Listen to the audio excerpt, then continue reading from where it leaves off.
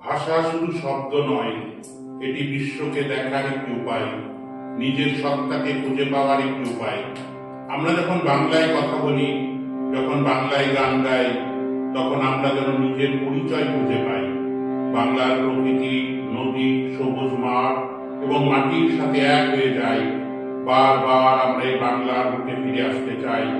আমাদের হাসি কান্নায়, নিদ্রায় জাগরণে, শয়নে স্বপনে বাংলা। তাই তো বাংলার ছায়াময় পথ ধরে চলতে চলতে আমি বাংলায় গান গাই, আমি বাংলার গান গাই।